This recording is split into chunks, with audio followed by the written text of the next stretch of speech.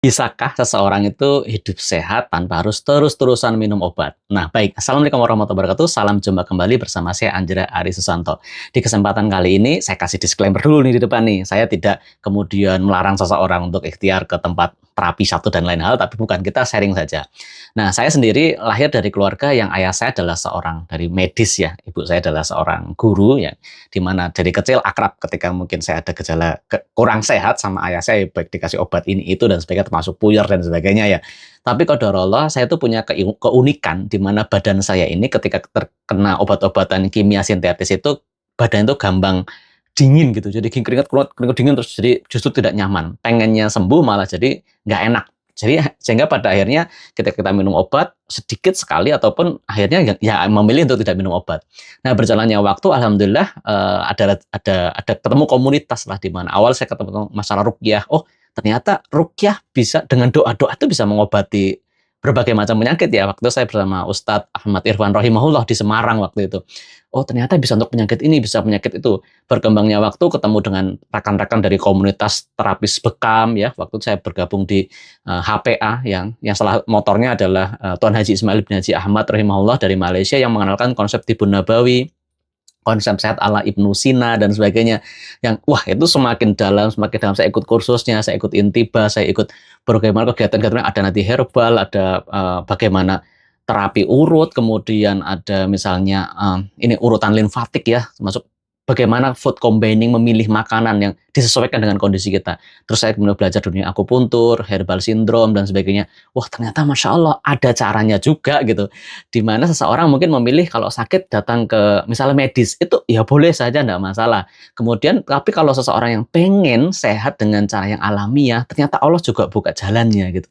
Nah, sekali lagi bukan berarti saya melarang ya, bukan berarti. Pada kondisi tertentu, memang kondisi yang memang urgent banget dan medis adalah salah satu opsi terbaik untuk itu, ya kita tetap pakai, itu enggak masalah gitu. Misalnya ada anak dehidrasi, ya udah infus saja gitu, kita mau pakai kelapa muda, pakai apa ya tetap nggak akan ngejar ya, secara logika seperti itu.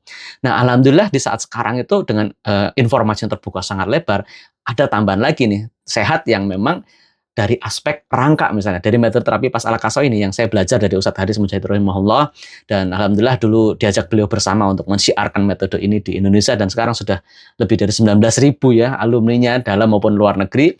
Dan di sini ketambahan lagi suatu hal yang sangat luar biasa.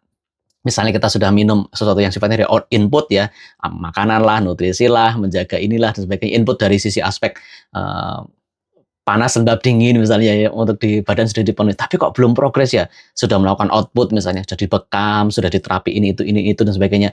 Ada satu yang lupakan, ternyata aspek rangka. Nah, ini adalah simpulan dari Ustadz Haris Mujahid, dari pengalaman beliau juga belajar, beliau menterapi klien beliau di rumah terapi yang sudah lebih dari 15 tahun, sampai akhirnya ya aspek rangka ini ternyata penting buat kesehatan tubuh pada manusia.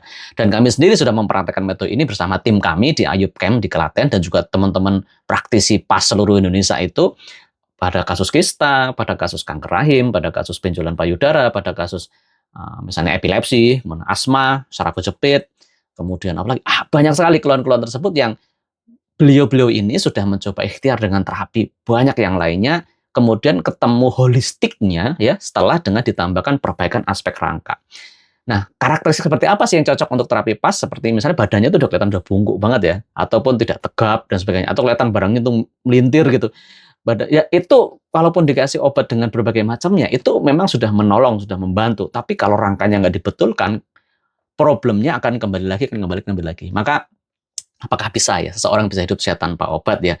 Hanya cara alamiah saja, tradisional saja. Secara kami alhamdulillah secara pribadi saya juga sudah menjalankan sejauh ini sejak tahun 2000 berapa ya? Berarti 2006, 2007 sampai sekarang ya. Alhamdulillah bisa menjalani aspek secara alamiah, dan untuk keluarga saya dengan komunitas kami di komunitas di Bekam, komunitas di PAZ, komunitas di Ruqyah, Masya Allah itu sudah menjadi sebuah kebiasaan. Nah, tinggal pilihan Anda, mau belajar atau misalnya mau tetap dengan cara yang lebih sederhana, ya kalau ada sakit silakan ke konvensional juga tidak masalah. Kami menghargai semua pendapat. Tapi kalau mau belajar bareng-bareng, komunitas terapis PAS juga sangat terbuka untuk hal tersebut. Kita ada pelatihan kelas PAS basic yang mulai dari kelas standar bagaimana mengenali tubuh, bagaimana memahami anatomi tubuh secara metode pas Al-Qasau, bagaimana untuk masalah kesehatan sehari-hari, sampai bagaimana kalau nanti mau persalinan dan sebagainya dibahas. Lebih detail nanti bisa cek di link bio saja ya untuk pelatihan pas Al-Qasau.